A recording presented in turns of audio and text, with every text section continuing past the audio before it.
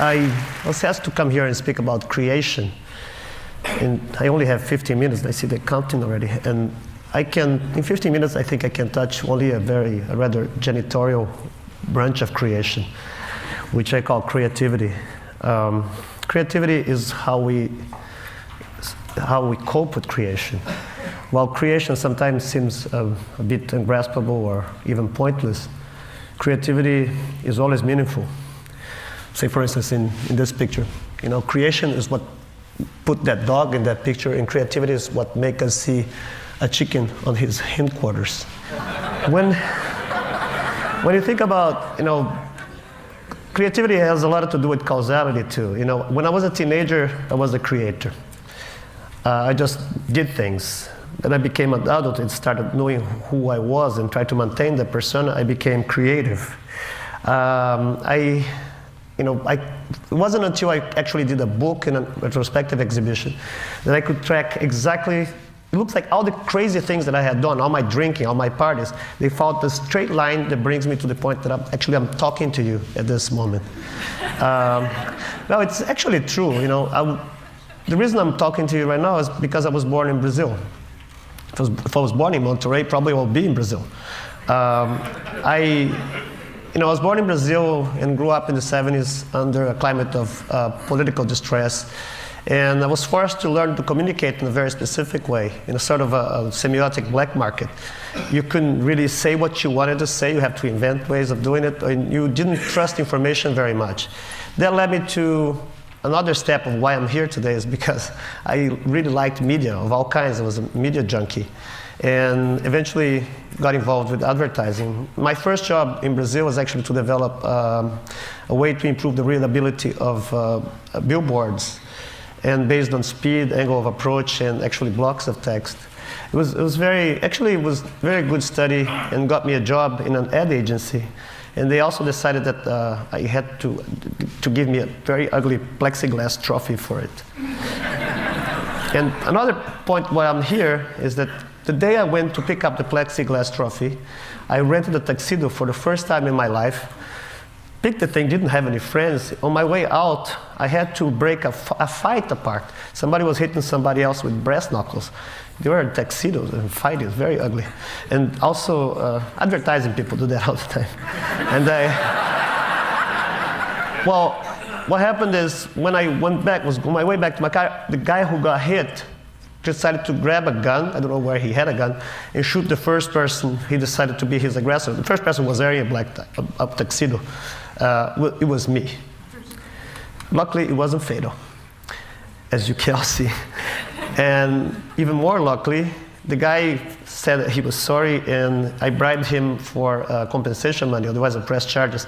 And that's how, with this money, I paid a ticket to come to the United States in 1983, and that's the basic reason I'm talking to you here today, because I got shot.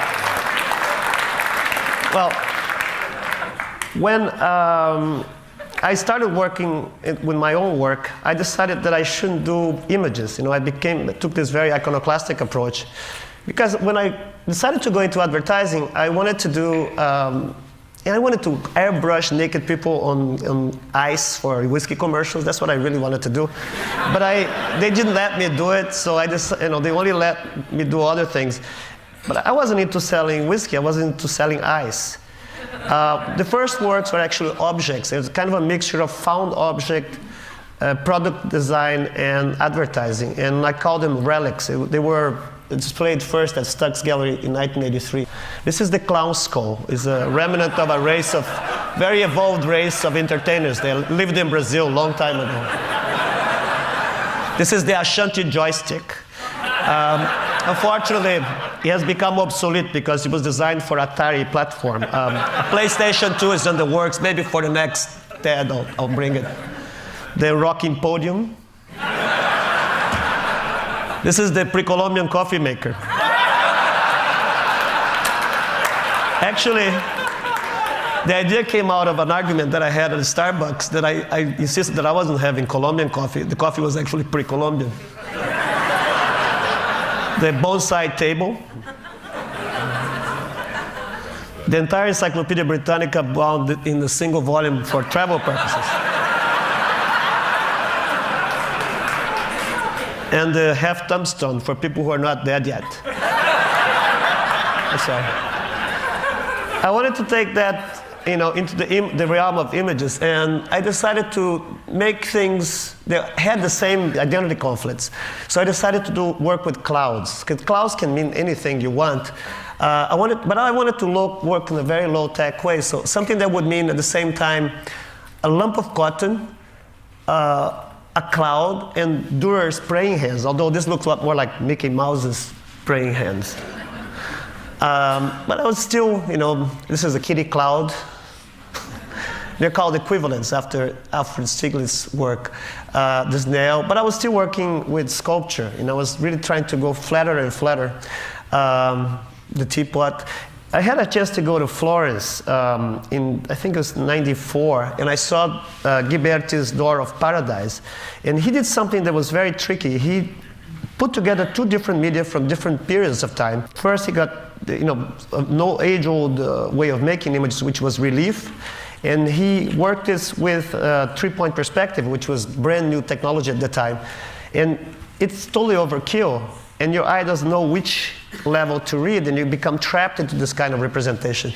So I decided to make these very simple renderings that at first they are taken as a line drawing, something that I did them with, and then I did them with wire.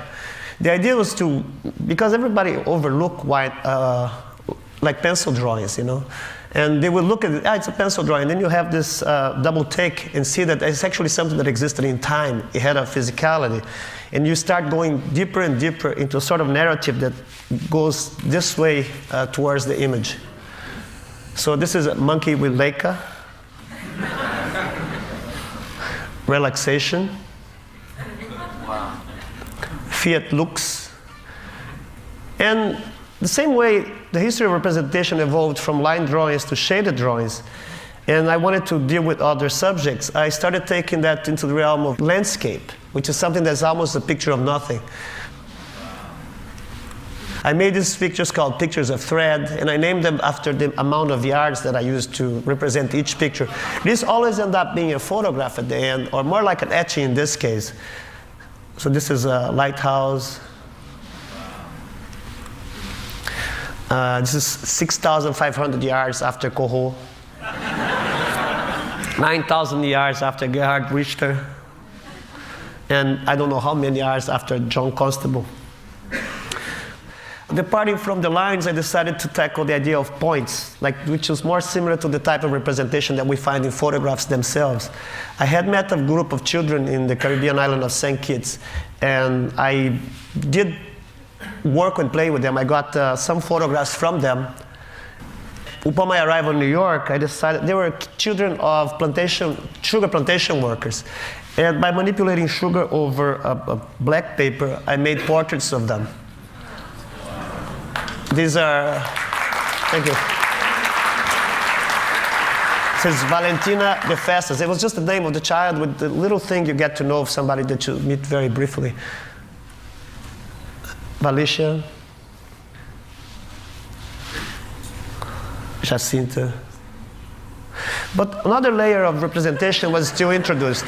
Because I was doing this while I was making these pictures, I realized that I could add still another thing. And I was trying to make a subject, something that would interfere with the theme. So chocolate is very good because it brings to mind ideas that go from scatology to romance.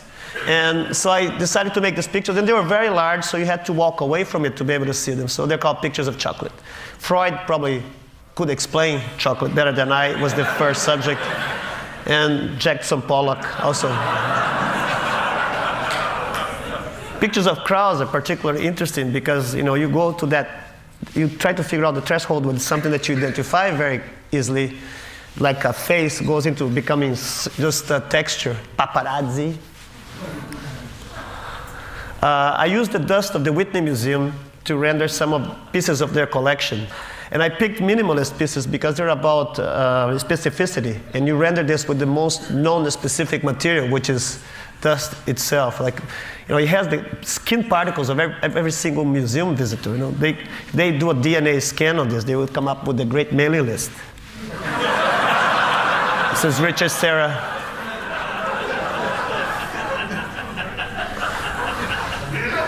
I bought a computer and told me it had millions of colors in it. An artist's first response to this is like, who counted it? I realized that I never worked with color because I had a hard time controlling the idea of single colors. But once they are applied to numeric structure, then you feel more comfortable. So the first time I worked with colors was by making these mosaics of Pantone swatches. They end up being very large pictures, and I photographed with a very large camera, 8x10 camera, so you can see the surface of every single swatch of people, like in this picture of Chuck Close. And you have to walk very far to be able to see it. Also, the reference to Gerd Richter use of color charts. And the idea also entering another realm of representation that's very common to us today, which is the bitmap. I ended up narrowing the subject to Monet haystacks. This is something I used to do as a joke, make the same, like Robert Smith's in Spiral Jetty, and then leaving traces of that as if it was done on a tabletop, like trying to prove that he didn't do that thing in the South Lake. But then, just doing the models, I was trying to explore the relationship between the model and the original, and I felt that I would have to actually go there and make some earthworks myself. I opted for very simple line drawings, kind of stupid looking, and at the same time I was doing this very large construction to be 150 meters away. Now I would do very small ones, which would be like, but under the same light. And I would show them together, so the viewer would have to really figure out what he was looking. I wasn't interested in the very large things or in the small things, but I was more interested in the things in between, because you leave an enormous range for ambiguity there. This is like you see the size of a person over there. This is a pipe hanger. And this is another thing that I did, working, I think everybody loves to watch somebody draw, but not many people have a chance to watch somebody draw in like a lot of people at the same time to evidence a single drawing. And I love this work because I did this cartoonish clouds over Manhattan for a period of 2 months. And it was quite wonderful because I had an early interest in theater that's justified on this thing. In theater, you have the character and the actor in the same place trying to negotiate each other in front of an audience. And in this, you would have like something that looks like a cloud, and it is a cloud at the same time. So they're like perfect actors. My interest in acting, especially bad acting, goes a long way. Actually, I once paid like $60 to see a very great actor to do a version of King Lear.